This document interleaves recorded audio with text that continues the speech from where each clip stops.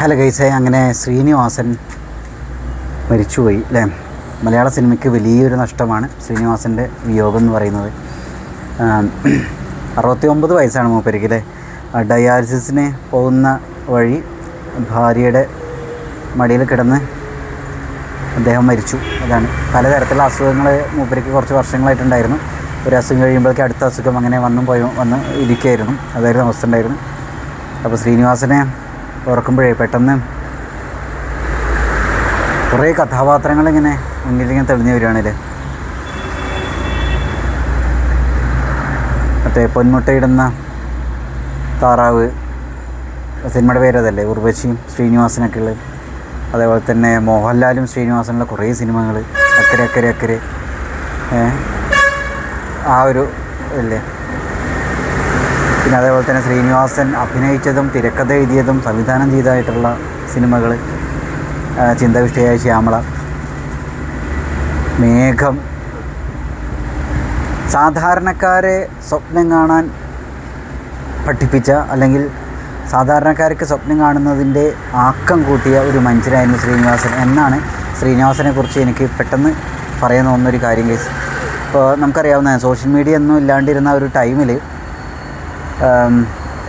ആളുകൾ പത്രങ്ങൾ, അതേപോലെ സിനിമ, നാടകം, ഇത് സാഹിത്യം, ഇങ്ങനെയുള്ള കാര്യങ്ങളിലൂടെ ആളുകൾ അവരുടെ പ്രതികരണങ്ങളും ജീവിതങ്ങളെക്കുറിച്ച് കൂടുതൽ അറിയുന്ന ഒരു സമയത്ത് ഫോൺ വഴി കണക്ട് ചെയ്യാനൊന്നും അത്ര തന്നെ സൗകര്യങ്ങളില്ലാണ്ടിരുന്ന ഒരു ടൈമിൽ സാധാരണക്കാരുടെ പ്രശ്നങ്ങൾ വളരെ തമാശ രൂപത്തിൽ എന്നാൽ കാമ്പുള്ള രീതിയിൽ അവതരിപ്പിച്ച ഒരു മഹാനായ മനുഷ്യനായിരുന്നു ശ്രീനിവാസൻ.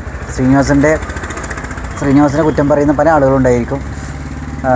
ഇപ്പോൾ ചില കോളേജുകളിലൊക്കെ ചില അധ്യാപകരൊക്കെ അവരിങ്ങനെ വലിയ ശ്രീനിവാസൻ്റെ ആ ഒരു പൊളിറ്റിക്കലായിട്ടുള്ള നയം അത് അംഗീകരിക്കാൻ പറ്റില്ല, ശ്രീനിവാസൻ എന്ന് പറയുന്നത് അത്ര വലിയ താപ്പാനെന്നല്ല, ശ്രീനിവാസന് ബുദ്ധിയില്ല എന്നൊക്കെ പറയുന്നത്. അത് ഈ പറയുന്ന ആളുകളുടെ പൊളിറ്റിക്കലായ ഒരു ലീനേജും, അല്ലെങ്കിൽ അവർക്ക് ശ്രീനിവാസനെ കൃത്യമായി മനസ്സിലാക്കാൻ പറ്റാത്തതുകൊണ്ട്, ശ്രീനിവാസൻ്റെ റേഞ്ച് പിടികിട്ടാത്തതുകൊണ്ടാണ് എന്നാണ് കേസ് എനിക്ക് തോന്നിയിട്ടുള്ളത്. ശ്രീനിവാസൻ എന്ന് പറഞ്ഞാൽ ഒരു രാഷ്ട്രീയ പാർട്ടിയുടെ അടിമയായിട്ടുള്ളൊരു മനുഷ്യനല്ലായിരുന്നു.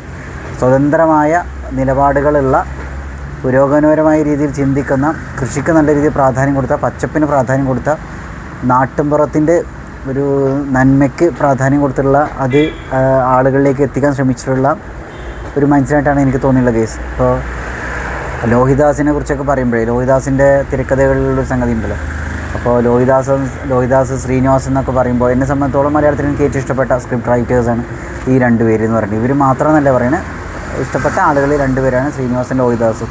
ഇവർ രണ്ടുപേരും പോയി. അപ്പോൾ മലയാളത്തിൽ ഇപ്പോഴുള്ള തിരക്കഥകൾ മോശമാണെന്നല്ല ഞാൻ പറഞ്ഞു വരുന്നത്. പക്ഷേ മൊത്തത്തിലൊരു ശ്രീനിവാസനെ റീപ്ലേസ് ചെയ്യാൻ, ലോഹിദാസിനെ റീപ്ലേസ് ചെയ്യാൻ വേറെ ആളില്ലാത്തൊരു അവസ്ഥയിലേക്ക് ഇവിടെ എത്തിയരണം എന്നുള്ള സംഗതിയാണ്.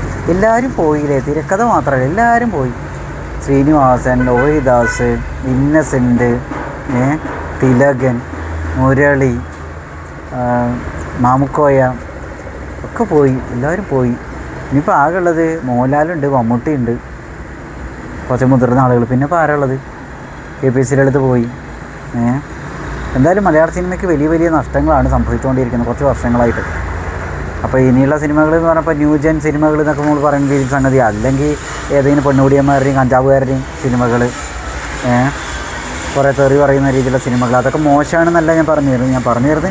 സാധാരണക്കാരായ ആളുകളുടെ പ്രശ്നങ്ങളെ മുഖ്യധാരയിൽ ചർച്ചയ്ക്ക് വെക്കുന്ന സിനിമകളോടാണ് എനിക്ക് പേഴ്സണലി താല്പര്യം കേട്ടോ.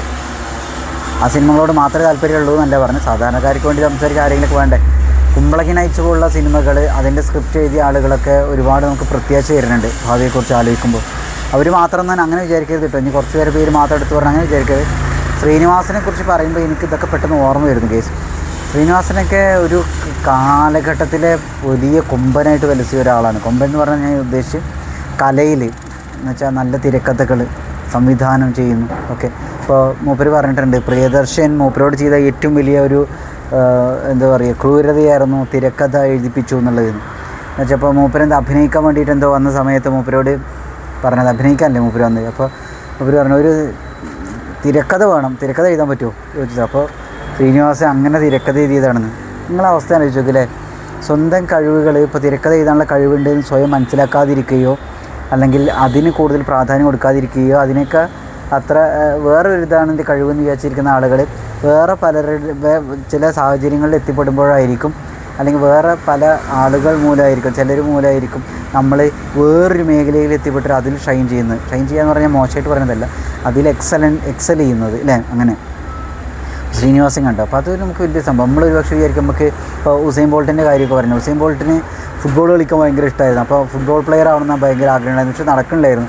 അവസാനം മൂപ്പര് ആശാൻ എന്താണ് പറഞ്ഞു തോന്നണം, നീ ഓട്, നിനക്ക് ഓട്ടം നന്നായിട്ട് വരുന്നു. എന്നിട്ട് ഓട്ടത്തിൽ കണ്ടോ റെക്കോർഡിട്ട മനുഷ്യരാണ്. ഇതുവരെ ആരും അതിനെ തകർത്തിട്ടില്ല. അങ്ങനെ ഒരു റെക്കോർഡിട്ട ഒരു മനുഷ്യരാണ്.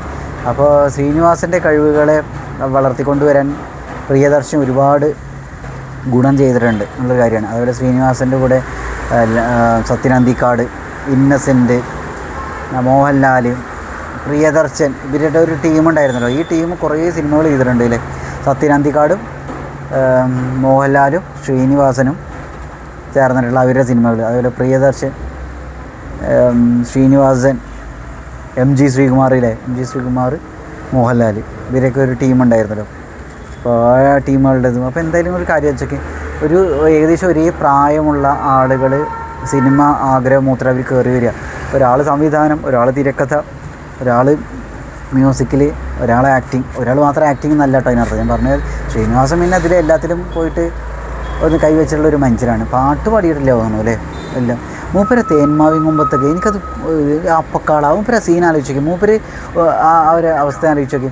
മൂപ്പര് തിരക്കഥ എഴുതുന്ന അല്ലെങ്കിൽ മൂപ്പര് നല്ലൊരു കഥ എഴുതിയിട്ടുള്ള ഒരു പൊട്ട വേഷമായിരിക്കും മൂപ്പർക്ക് ഉണ്ടായിരിക്കുക പൊതുവേ. എല്ലാത്തിലും അങ്ങനെയാണ് നല്ല കേട്ടോ ഞാൻ പറഞ്ഞു തരാം. പൊതുവേ ശ്രദ്ധിച്ചിട്ടുണ്ടാകും. ഇപ്പോൾ മേഘ എന്നുള്ള സിനിമയുടെ ഒരു അവസ്ഥ ആലോചിച്ച് മൂപ്പരൊരു പൊട്ട ക്യാരക്ടർ പോലെ സംഭവം. അതേപോലെ അപ്പക്കാള, അതേപോലെ തന്നെ ദാസൻ വിജയനിലെ ആള് ദാസ എന്താ വിജയ അല്ലേ. അതാണ് സാധാരണക്കാരെ സ്വപ്നം കാണാൻ പ്രേരിപ്പിച്ച മനുഷ്യൻ. നമ്മളെപ്പോഴും ഞാൻ എന്തായാലും ഇദ്ദേഹത്തെ എല്ലാ കാലത്തും ഓർക്കാനുള്ള സാധ്യത ഉണ്ട്. എന്താ വെച്ചാൽ നമുക്ക് പല ട്രോളുകളിലൂടെ തഗ്ഗിലൂടെയൊക്കെ നമ്മൾ പറയുന്ന പല കഥാപാത്രങ്ങൾ സൃഷ്ടിച്ച ഒരു മനുഷ്യനാണ് ഇദ്ദേഹം. എന്ത് ചെയ്യുക. ഇപ്പോൾ ഇന്നലെ അടക്കം കണ്ടുള്ളൂ അപ്പക്കാളുടെ ഒരു സീൻ. അതേപോലെ തന്നെ മറ്റേ മേഘം സിനിമയിൽ നമുക്ക് രണ്ടുപേർക്കും കിട്ടിയില്ലല്ലേ സാറേ എന്ന് പറയുന്നൊരു സംഗതിയല്ലേ. എന്താ ചെയ്യുക. അതുപോലെ ദാസൻ വിജയനൊക്കെ എപ്പോഴും ട്രോളിലൊക്കെ സാധാരണ ആളുകൾ ഉപയോഗിക്കുന്ന ഒരു സംഗതിയാണത്. ശ്രീനിവാസൻ, അതേപോലെ സലീംകുമാർ ഒക്കെ മറ്റേ മീമുകളിലൊക്കെ ട്രോളുകളിലൊക്കെ തഗ് ഒക്കെ പറയാനൊക്കെ വേണ്ടിയിട്ട് ആളുകൾ ട്രോൾ വീഡിയോസിലൊക്കെ സാധാരണ ഉപയോഗിക്കുന്ന സംഭവമാണ് ഇന്നസെൻറ്റിൻ്റെ ഒക്കെ അല്ലേ. അപ്പോൾ എന്തായാലും മാമുക്കോയ എല്ലാവരും പോയി. മലയാള സിനിമ വലിയ മാറ്റങ്ങളാണ് ഇപ്പോൾ വേറെ രീതിയിൽ സംഭവിച്ചുകൊണ്ടിരിക്കുന്നത്. എന്തായാലും ശ്രീനിവാസൻ്റെ സിനിമകളൊക്കെ അവസാനം വലിയ രീതിയിൽ നമ്മളെ സ്വാധീനിച്ചിട്ടുണ്ട്, അതിലൊന്നും ഒരു സംശയമില്ല. ശ്രീനിവാസൻ അഭിനയിച്ച സിനിമകൾ ഇപ്പോൾ അഭിനയിച്ചതും സംവിധാനം ചെയ്തൊക്കെയുള്ള തിരക്കഥ എഴുതിയ സിനിമകളൊക്കെ നമ്മുടെ സമൂഹത്തിന് നേർ സാക്ഷ്യങ്ങളായിരുന്നു. ഒരു കളതരം ഇല്ലാണ്ട് ഉള്ള പോലെ ആക്കുന്ന ഒരു അത് ഭയങ്കര ഇൻ്റലിജൻ്റായ മനുഷ്യനായിരുന്നു ശ്രീനിവാസൻ. അതാണ് ഭയങ്കര ഇൻ്റലിജൻ്റായ ഒരു മനുഷ്യൻ. അപ്പോൾ മൂപ്പരെ കുട്ടികൾക്കൊക്കെ കംപ്ലീറ്റ് ഫ്രീഡം കൊടുത്ത് വളർത്തിക്കൊണ്ട് വന്നൊരു മനുഷ്യനാണല്ലേ. അതുപോലെ തന്നെ മൂപ്പരെ ജീവിതത്തിൽ അപ്പോൾ അങ്ങനെയുള്ളൊരു നല്ലൊരു മനുഷ്യനും കൂടിയായിരുന്നു മൂപ്പരുടെ ജീവിതത്തിൽ അങ്ങനെ ഒരുപാട് കാശൊന്നും ഉണ്ടാക്കിയിട്ടില്ല. മൂപ്പര് മക്കളാണ് വളർന്നു വന്നപ്പോഴാണ് മൂപ്പര് കുറച്ചുകൂടിയൊക്കെ സെറ്റാകുന്ന രീതിയിൽ വന്നത് ധ്യാൻ ശ്രീനിവാസനൊക്കെ. എന്തായാലും അച്ഛൻ്റെ അതേ പാത പിന്തുടരുന്നത് മക്കളും സിനിമയിൽ ആക്റ്റീവാണ്. നല്ല രീതിയിൽ തമാശകളുമൊക്കെയുള്ള ഒരുപാട് മുഹൂർത്തങ്ങൾ സിനിമയിൽ ഉൾപ്പെടുത്താൻ ശ്രമിക്കുന്ന ആളുകളാണ്. അതൊക്കെ വളരെ സന്തോഷം കേസ്. ശ്രീനിവാസൻ അവസാന സമയത്ത് സരോജ് കുമാറൊക്കെ ആയിട്ട് അഭിനയിച്ചതൊക്കെ കുറേ സിനിമകൾ പൊട്ടിപ്പോകുന്ന ഒരു വക്കിലൊക്കെ ആയിട്ടുണ്ട്. അത് പറഞ്ഞപ്പോൾ കേട്ടോ മറ്റേ ഉദയനാണ് താരം സിനിമകൾ പ്രത്യേകം എടുത്തു പറയേണ്ടിയിരിക്കുന്നു. സിനിമയിലെ കള്ളത്തരങ്ങൾ, സിനിമയിലെ ഇന്നത്തെ കോപ്രായങ്ങളൊക്കെ അതേപോലെ തുറന്നു കാണിക്കുന്ന ഒരു സിനിമയിൽ അതിൻ്റെ രണ്ടാം ഭാഗം ഇറങ്ങിയ സമയത്ത് മൂപ്പര് അത് സിനിമ വേണ്ട രീതിയിൽ ഓടിയില്ല, പൊട്ടിപ്പോയി തോന്നുന്നു. എന്നാലും മൂപ്പർക്ക് അങ്ങനെ പറയാനുള്ള ഒരു ധൈര്യം ഉണ്ടായി എന്നുള്ളത് വലിയ സംഭവമാണ് കേസ്. അതുപോലെ മൂപ്പരെ കഥ പറയുമ്പോൾ അയ്യോ മമ്മൂക്കാനെ വെച്ചിട്ട് ചെയ്തില്ലേ കഥ പറയുമ്പോൾ മേഘം കഥ പറയുമ്പോഴേക്കുള്ള മൂപ്പരെ എല്ലാ സിനിമകളിലുള്ള ഡയലോഗുകൾ എന്ന് പറയാൻ കാച്ചിക്കുറിക്കിയ രീതിയിലുള്ളത്. ശ്രീനിവാസനെ കുറിച്ച് പറഞ്ഞ വേറൊരു സംഗതി ഞാൻ കേട്ടിട്ടുണ്ട് കേസ്. അപ്പം മൂപ്പരോട് ഫസ്റ്റ് സീന് എഴുതുകയാണെന്ന് വിചാരിക്കുക. ഫസ്റ്റ് സീന് സ്ക്രിപ്റ്റായിട്ട് എഴുതുകയാണെങ്കിൽ പിന്നീട് മൂപ്പര് 72ാമത്തെ സീൻ എഴുതുകയാണെങ്കിൽ അപ്പോഴും ആ ഫസ്റ്റ് സീനായിട്ടുള്ള കണക്ഷൻ മൂപ്പർക്ക് ഉണ്ടായിരിക്കുന്നു. അതായത് മൂപ്പർക്ക് അത് കൃത്യമായിട്ട് അറിയാം. അത് അത്ര ഇൻ്റലിജൻ്റായ ഒരു മനുഷ്യനാണ്. അപ്പോൾ അത് എന്തായാലും ഒരുപാട് കഷ്ടപ്പെട്ട് ദുരിതനുഭവിച്ച് മലയാള സിനിമയിലേക്ക് എത്തി തമാശ കൊണ്ട് ജീവിതത്തെ നേരിട്ട് അങ്ങനെയുള്ള ഒരു മനുഷ്യൻ, ഒരുപാട് സംഭാവനകൾ നമുക്ക് തന്നിട്ടുള്ള മനുഷ്യൻ, പലരോട് ഇണങ്ങിയും പിണങ്ങിയിട്ടൊക്കെ അങ്ങനെ ജീവിച്ചൊരു മനുഷ്യൻ, മനസ്സ് തുറന്ന് ചിരിക്കാൻ മലയാളികളെ പ്രേരിപ്പിച്ച മനുഷ്യൻ. നമുക്ക് എന്ത് പ്രശ്നങ്ങളുണ്ടെങ്കിലും അതിനൊക്കെ എന്താ പറയുക നമ്മുടെ ജീവിതത്തിലൊരു പുരോഗമനം അടിപൊളിയായിട്ടുള്ള ഒരു സാധനം മാറ്റം ഉണ്ടാവുമെന്ന് നമ്മൾ പ്രത്യാശ നൽകിയ ഒരു മനുഷ്യൻ. അപ്പോൾ പലരും എന്താ വെച്ചാൽ ജീവിതത്തിൽ അവസാനം ആൾ സൂയിസൈഡ് ചെയ്യും, അല്ലെങ്കിൽ ആൾക്ക് വല്ല അസുഖം വന്ന് ചത്തുപോകും, ഇങ്ങനെയൊക്കെയാണ് പലരുടെയും സ്ക്രിപ്റ്റുകളൊക്കെ പോകുക. പക്ഷേ ശ്രീനിവാസൻ്റെത് അതല്ല. എല്ലാവരും ഇതന്നെ ആലോചിച്ചേക്കും. ഏതാണ് ആ സിനിമയുടെ പേര് ദൈവമേ? ഇവർ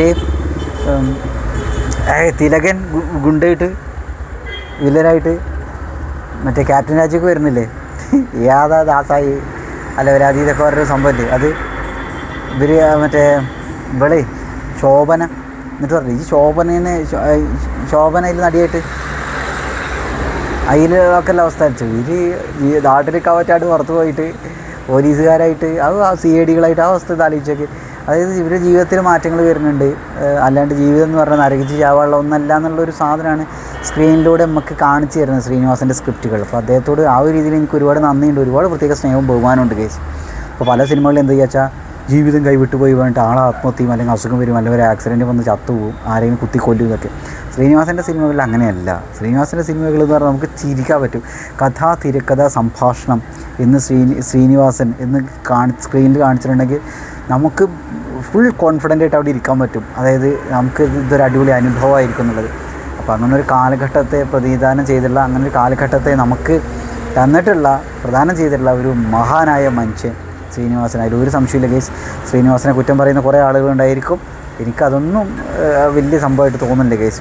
ശ്രീനിവാസൻ്റെ കൂടുതലും നല്ല കാര്യങ്ങളാണ് നമുക്ക് പറയാനുള്ളത് കേസ്. ശ്രീനിവാസൻ്റെ കഴിവുകൾ, ശ്രീനിവാസൻ്റെ ജീവിതം, ശ്രീനിവാസൻ തിരശ്ശീലയിൽ കാണിച്ച മറ്റേ സ്ക്രിപ്റ്റിലൂടെ, അഭിനയത്തിലൂടെ, അതേപോലെ സംഭാഷണങ്ങളിലൂടെ, സംവിധാനത്തിലൂടെ, സിനിമയിലൂടെ കാണിച്ചെന്നുള്ള ഒരു ലോകമുണ്ടല്ലോ, അത് എല്ലാ കാലത്തും സാധാരണക്കാരെ കൂടുതൽ സ്വപ്നം കാണാൻ പ്രേരിപ്പിക്കും എന്നതിൽ ഒരു സംശയമില്ല. എന്തായാലും വലിയൊരു നഷ്ടമാണ് മലയാള സിനിമയ്ക്ക് സംഭവിച്ചിട്ടുള്ളത് എന്ന് ഇവിടെ ഈ വീഡിയോയിലൂടെ ഞാൻ സാക്ഷ്യപ്പെടുത്താൻ ആഗ്രഹിക്കുന്ന കേസ്. ആദ്യമായിട്ടാണ് ചാനൽ കാണുമെങ്കിൽ സബ്സ്ക്രൈബ് ചെയ്യുക.